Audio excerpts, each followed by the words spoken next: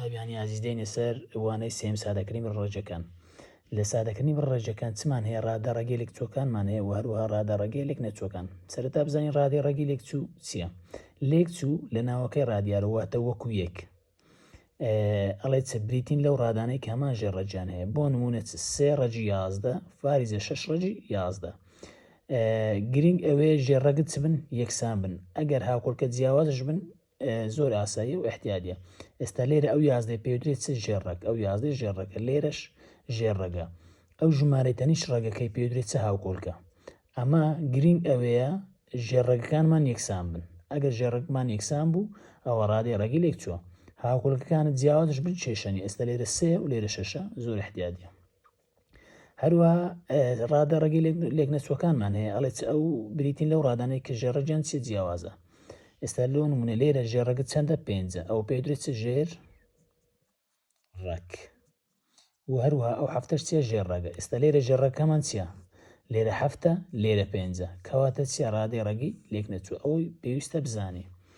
دێنە سەر تێبینێکمانەیە ئەڵێ تەنها دەتوانین ڕادە ڕەگی لێکچۆکان کۆ بکەینەوە و لێ دەربکەن بەکارهێنانی سیفەتی چ بەشینەوە. لە نمونونەکان زیاتر تێدەگەین.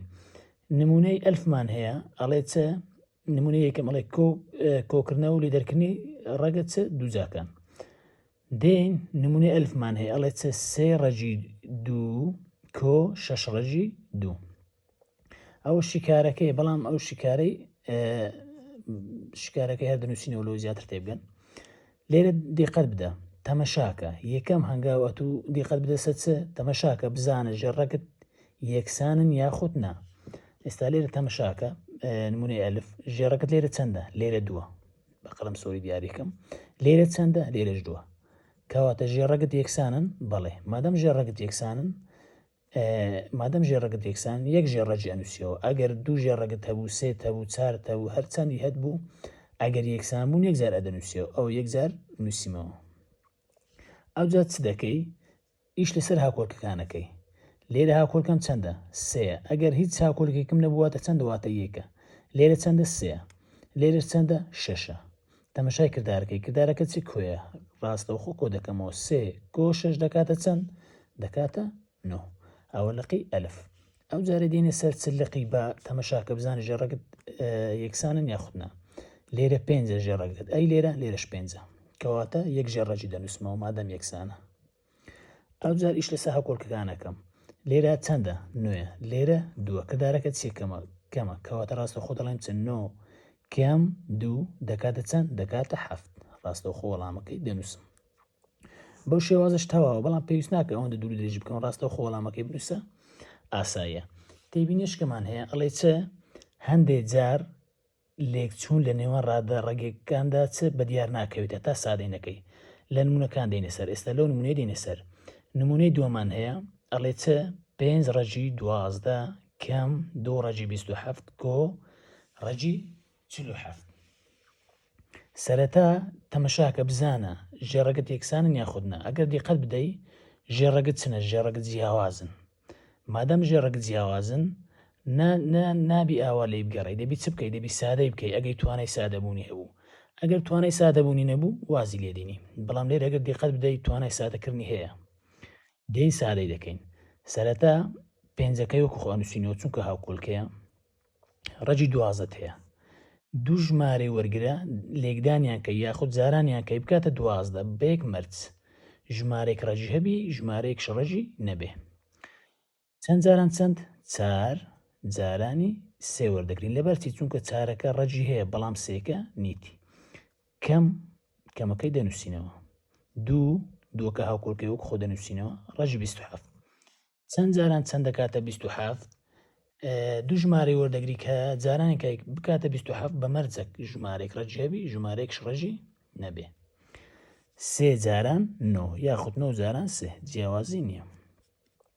کردارەکە چی کۆکەی دەنووسینەوە. دوو ژمارەی وەرگرە جارانێکەی بکاتە 48 بەیەک مەرج ژمارێک ڕەجی هەبی ژمارێک ڕەجی نەبێ.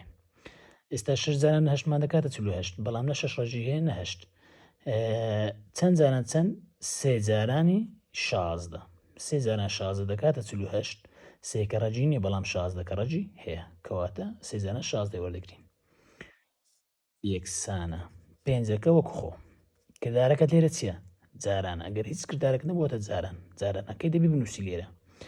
ڕەجی 4 چەندە؟ ڕەجی 4 ڕاستە خۆ ڕێگەکەی وەرگرە، ڕێگەکەی دا بەشمەکە، دوو درێژمەکە پرسیارەکەی. ڕەجی 4 دەکاتە چەند؟ دەکاتە 2. ڕاستە خۆ دەنووسم 2. 3 ڕەجی هەیە نەخێرنیتی. ئەگەر ڕەجی نەبوو ڕاستەوخۆ بە ڕەگەوە دەنووسیەوە ڕەجی 3. کەم دووەکەی وەک خۆ دەنووسینەوە دەستکاری ناکەن چونکە هاو کۆڵکەیە. کردارەکە چییە؟ جارانە. ڕەجی 9 دەکاتە چەند؟ دەکاتە 3. 3کەی دەنووسینەوە. ئەو جارەی ڕەجی 9مان وەرگرت چەندە؟ 3 کە ڕەج لۆ ژمارەی وەردەگری پێویست ناگە ڕێگەکەی بنووسیەوە چونکە تو ڕەگت لە وەرگرتیە. 3 ڕەجی هەیە نەخێنیتی کەواتە بەڕێگەوە دەنووسینەوە ڕەجی 3.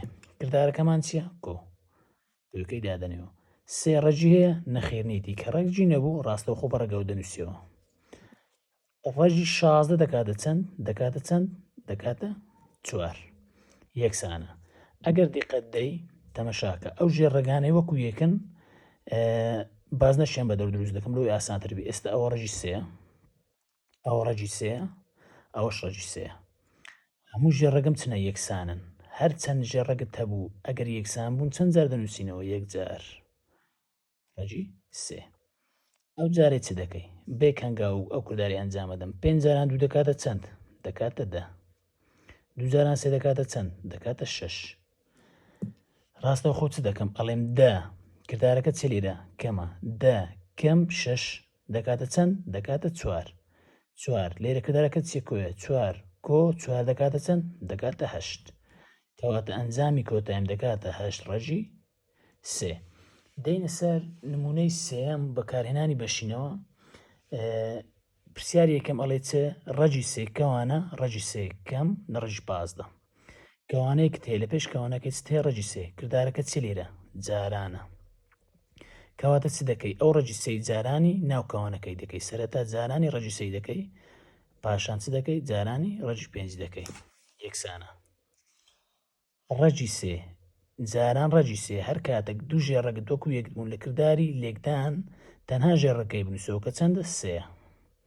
یاخود دەتوانین بڵێ چە ڕەجی 3 جاران ڕەجی 3 دەکاتە ڕەجی 9. ڕەجی 9 چەندە؟ ڕەجی 9 دەکاتە 3. جیاوازی نییە. کردارەکەت موجەبە موجەب جاران سالب هەر دەکاتەوە سالب.